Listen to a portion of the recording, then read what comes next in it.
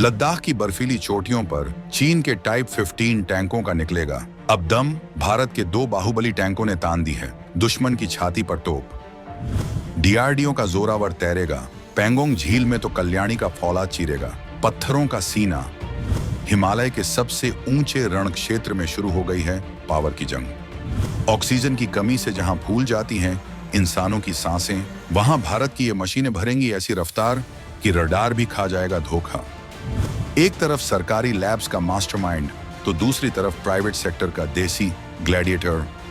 भारतीय सेना के हाथ लगने वाला है वो ब्रह्मास्त्र जो बदल देगा 2026 का युद्ध। दोस्तों, हिमालय की उन सुनसान और जानलेवा चोटियों पर जहां हवा इतनी पतली है कि माचिस की तीली भी जलने से इनकार कर देती है, वहां एक बहुत बड़ा खेल खेला जा रहा है।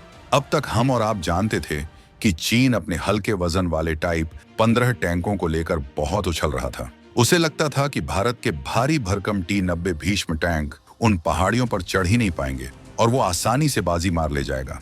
लेकिन बीजिंग के जनरलों को यह नहीं पता था कि भारत ने उनकी इस चाल को सालों पहले ही भांप लिया था और जवाब में भारत ने एक नहीं बल्कि 2-2 ऐसे शिकारी तैयार कर लिए हैं जो न सिर्फ उन पहाड़ों पर चढ़ सकते हैं बल्कि वहां दौड़ भी सकते हैं। एक तरफ देश की शान डीआरडीओ है जिसने जरावर के रूप में एक तकनीकी चमत्कार खड़ा कर दिया है, तो दूसरी तरफ भारत का प्राइवेट सेक्टर यानी कल्याणी ग्रुप है जिसने एक ऐसा टैंक डिजाइन किया है जो युद्ध की परिभाषा बदलने का दम रखता है। आखिर इन दोनों टैंकों में से कौन है असली माउंटेन किंग? क्यों दुनिया भर के डिफेंस एक्सपर्ट्स कह रहे हैं कि भारत के ये लाइट टैंक टेक्नोलॉजी में चीन से एक पीढ़ी आगे निकल चुके हैं? क्या जरावर की फुर्ती कल्याणी की मजबूती पर भारी पड़ेगी या फिर कल्याणी का डिजाइन जरावर को पीछे छोड़ देगा? और सबसे बड़ा सवाल, इन दोनों में से वो कौन सा टैंक है जो -40 डिग्री के तापमान में भी चीन के टैंकों को लोहे के कबाड़ में बदलने की सबसे ज्यादा ताकत रखता है? इन सारे रोंगटे खड़े कर देने वाले सवालों के जवाब और इस टैंक वॉर की पूरी इनसाइड स्टोरी हम आपको बताएंगे, तो बने रहिएगा वीडियो पर। और इस संबंध में आपके जो भी विचार हों कमेंट में लिखकर जरूर बताइएगा। सस्पेंस से थोड़ा पर्दा उठाते हैं और समझते हैं उस हालात को जिसने भारत को यह कदम उठाने पर मजबूर किया। दोस्तों, 2020 की गलवान घाटी की घटना आपको याद होगी। उस वक्त चीन ने अपने हल्के टैंकों को लद्दाख के उन इलाकों में तैनात कर दिया था जहां हमारे 45 से 50 टन के भारी टैंकों को जाने में बहुत दिक्कत होती थी। भारी टैंकों के इंजन ऊंचाई पर ऑक्सीजन की कमी से हांफने लगते हैं, उनकी रफ्तार कम हो जाती है। चीन को लगा कि यही उसका ट्रम्प कार्ड है, वो अपनी मनमानी करेगा और हम नीचे से देखते रह जाएंगे। लेकिन वो भूल गया कि यह 2026 का भारत है। हमने तुरंत प्रोजेक्ट लाइट टैंक शुरू किया। मकसद साफ था, हमें एक ऐसा टैंक चाहिए जो 25 टन से ज्यादा भारी ना हो, जो खरगोश की तरह फुर्तीला हो और शेर की तरह घातक वार करे। इसी जरूरत ने जन्म दिया भारत के 2 सबसे बड़े दावेदारों को, डीआरडीओ का जरावर और कल्याणी ग्रुप का KSSL लाइट टैंक। अब मुकाबला सिर्फ भारत और चीन के बीच नहीं है बल्कि एक स्वस्थ प्रतियोगिता हमारे अपने देश के भीतर भी है कि कौन सेना को सबसे बेहतरीन हथियार दे सकता है। और यकीन मानिए, इस रेस में जीत सिर्फ और सिर्फ भारत की हो रही है। डीआरडीओ का जरावर, पहाड़ों का बिच्छू। सबसे पहले बात करते हैं उस टैंक की जिसका नाम सुनते ही दुश्मन के खेमे में खलबली मच जाती है, जरावर। इसका नाम महान डोगरा जनरल जरावर सिंह के नाम पर रखा गया है, जिन्होंने कभी तिब्बत तक अपनी तलवार का लोहा मनवाया था। डीआरडीओ और L&T ने मिलकर इसे बनाया है। इसकी सबसे बड़ी खासियत इसका डिजाइन कॉन्सेप्ट है। इसे शुरू से ही स्क्रैच से एक माउंटेन टैंक के रूप में डिजाइन किया गया है। जरावर की सबसे बड़ी खूबी है इसकी उभयचर क्षमता। सरल भाषा में कहें तो यह टैंक जमीन पर दौड़ते दौड़ते सीधे नदी या झील में उतर सकता है और तैरते हुए दूसरी पार जा सकता है। सोचिए, पेंगोंग झील के किनारे अगर चीनी सैनिक बैठे हैं तो जरावर पानी के रास्ते उनके पीछे पहुंचकर उन पर हमला कर सकता है।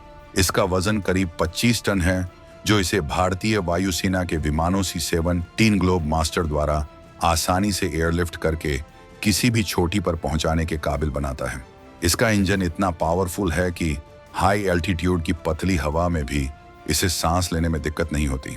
यह टैंक नहीं, यह पहाड़ों का वो बिच्छू है जो पत्थरों के बीच छिपकर ऐसा डंक मारेगा कि दुश्मन को पानी भी नसीब नहीं होगा। कल्याणी का दाम, अलग सोच, अलग वार। अब नजर डालते हैं दूसरे खिलाड़ी पर, जो है कल्याणी स्ट्रेटेजिक सिस्टम्स लिमिटेड का लाइट टैंक। कल्याणी ग्रुप पहले ही तोपों और बख्तरबंद गाड़ियों में अपनी काबिलियत साबित कर चुका है, लेकिन उनका लाइट टैंक का कॉन्सेप्ट डीआरडीओ से थोड़ा अलग है। रिपोर्ट्स और रक्षा विशेषज्ञों के मुताबिक कल्याणी का टैंक एक अलग चेसिस या प्लेटफॉर्म पर आधारित हो सकता है। जहां जरावर को एकदम नई स्लेट पर बनाया गया है, वहीं कल्याणी ने अपनी डिजाइन में मॉड्यूलरिटी और प्रोटेक्शन पर ज्यादा जोर दिया हो सकता है।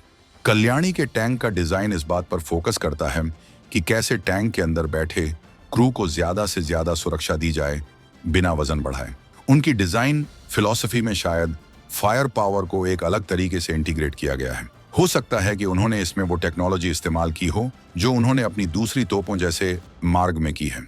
कल्याणी का टैंक इस बात का सबूत है कि भारत का प्राइवेट सेक्टर अब सिर्फ नट बोल्ट बनाने के लिए नहीं है, बल्कि वो पूरी की पूरी युद्ध मशीन बनाने के लिए तैयार खड़ा है। उनका टैंक उन इलाकों के लिए बेहतरीन हो सकता है जहां सीधी और आमने सामने की टक्कर, हेड ऑन कम्बैट की संभावना ज्यादा है, क्योंकि इसकी आर्मर प्रोफाइल, कवच को लेकर अलग तरह के दावे किए जा रहे हैं। 105 मिलीमीटर की दहाड़ और हंटर किलर क्षमता, इन दोनों टैंकों में एक बात कॉमन है और वो है इनकी मारक क्षमता। दोनों ही टैंकों में संभवतः 105 मिलीमीटर या उससे भी उन्नत गन का इस्तेमाल किया जा रहा है। अब आप कहेंगे कि भारी टैंकों में तो 120 मिलीमीटर की गन होती है, तो यह छोटी क्यों? दोस्तों, पहाड़ों पर आपको बंकर बस्टिंग और हल्के वाहनों को उड़ाने की जरूरत होती है। 105 मिलीमीटर की गन का गोला हल्का होता है, जिसे लोड करना आसान है और यह ऊंचाई पर बहुत सटीक निशाना लगाता है। इन टैंकों में लगी टेक्नोलॉजी हंटर किलर है। इसका मतलब है कि कमांडर एक लक्ष्य को देख रहा होता है, जबकि गनर दूसरे लक्ष्य को उड़ा रहा होता है। जैसे ही गनर का काम खत्म होता है, तोप अपने आप कमांडर द्वारा देखे गए लक्ष्य की तरफ घूम जाती है। यह सब कुछ मिली सेकेंड्स में होता है। इसके अलावा इनमें आधुनिक ड्रोन इंटीग्रेशन की भी बात हो रही है, यानी टैंक के अंदर से ही एक छोटा ड्रोन उड़ेगा जो पहाड़ के पीछे छिपे चीनी टैंकों को देखेगा और फिर यह टैंक एक गाइडेड मिसाइल दागकर उसे वहीं भस्म कर देगा। यह टेक्नोलॉजी चीन के टाइप 15 में भी है, लेकिन भारतीय टैंकों के सेंसर और सॉफ्टवेयर, जो हमारे आईटी सेक्टर की देन है, उन्हें चीन से कहीं ज्यादा स्मार्ट बनाते हैं। लद्दाख की लड़ाई सिर्फ बारूद की नहीं, बल्कि विज्ञान की है। 15,000 फीट की ऊंचाई पर हवा में ऑक्सीजन की मात्रा समुद्र तल के मुकाबले 50% से भी कम रह जाती है। ऐसे में आम डीजल इंजन दम तोड़ देते हैं, काला धुआं फेंकने लगते हैं और उनकी पावर आधी रह जाती है। यहीं पर डीआरडीओ और कल्याणी के इंजीनियरों ने कमाल किया है। जरावर में एक ऐसा power pack engine plus transmission लगाया गया है जो विशेष रूप से इस पतली हवा के लिए ट्यून किया गया है। यह टर्बोचार्जर की मदद से जबरदस्ती हवा को इंजन में ठूंसता है ताकि पावर कम न हो। रिपोर्ट्स बताती हैं कि कल्याणी के टैंक में भी इसी तरह का high power to weight ratio वाला इंजन इस्तेमाल हुआ है। इसका मतलब है कि जब चीन के टैंक ढलान चढ़ते वक्त रेंग रहे होंगे, तब भारत के ये टैंक किसी पहाड़ी बकरे की तरह फर्राटा भर रहे होंगे। ये गतिशीलता ही वो चाबी है जो युद्ध में जीत का दरवाजा खोलेगी। अगर आप दुश्मन से तेज हैं तो आप उसे घेर सकते हैं, उस पर अपनी मर्जी से हमला कर सकते हैं और उसे भागने का मौका भी नहीं देंगे। इस पूरी कहानी का सबसे खूबसूरत पहलू यह नहीं है कि कौन सा टैंक बेहतर है। असली जीत यह है कि आज भारत के पास विकल्प हैं। कुछ साल पहले तक हम रूस के पास गिड़गिड़ाते थे कि भाई हमें हल्का टैंक दे दो, स्प्रुट दे दो, लेकिन आज हमारे पास अपने घर में 2-2 वर्ल्ड क्लास टैंक मौजूद हैं। सेना चाहे तो जरावर को बड़ी संख्या में खरीदे या कल्याणी को मौका दे या फिर दोनों का मिक्स बेड़ा बनाए। फायदा सिर्फ भारत का है।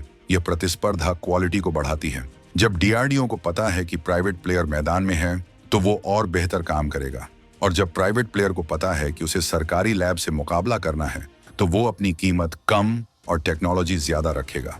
अंत में हमारे सैनिकों को जो हथियार मिलेगा वो दुनिया का बेस्ट होगा। यह मेक इन इंडिया की सबसे बड़ी सफलता है।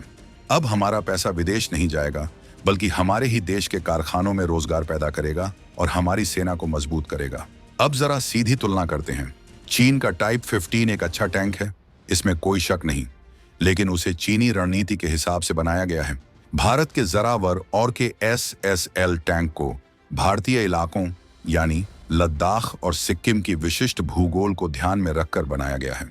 चीन के टैंकों को पठारी इलाकों की आदत है, लेकिन भारतीय टैंकों को खड़ी चढ़ाई और संकरी घाटियों के लिए तैयार किया गया है। इसके अलावा भारतीय टैंकों में लगा कवच एक खास तरह का कंपोजिट मटेरियल है जिसे भेदना चीनी तोपों के लिए आसान नहीं होगा। हम रिएक्टिव आर्मर का भी इस्तेमाल कर रहे हैं, जो दुश्मन की मिसाइल के टकराते ही विस्फोट करता है और उसे टैंक के मुख्य कवच तक पहुंचने ही नहीं देता। यह सुरक्षा कवच हमारे सैनिकों की जान की हिफाजत की गारंटी है। 2026 आते आते इन टैंकों की तैनाती सीमा पर शुरू हो जाएगी और जिस दिन पहला जरावर या कल्याणी टैंक लद्दाख की धरती पर उतरेगा, उस दिन शक्ति का संतुलन पूरी तरह भारत के पक्ष में झुक जाएगा। ये टैंक अकेले नहीं लड़ेंगे, ये भारतीय वायुसेना के अपाचे हेलीकॉप्टर्स और हमारे इन्फेंट्री सैनिकों के साथ मिलकर एक ऐसा नेटवर्क बनाएंगे जिसे भेदना नामुमकिन होगा। भविष्य का युद्ध वही जीतेगा जो टेक्नोलॉजी और टेरन, जमीन दोनों को समझेगा। भारत ने इन टैंकों के जरिए दिखा दिया है कि हम हिमालय को अपना घर मानते हैं, कोई बाधा नहीं। चीन के लिए हिमालय एक चुनौती है, हमारे लिए वो हमारा रक्षक है और अब उस रक्षक के पास अपने खुद के लोहे के प्रहरी हैं।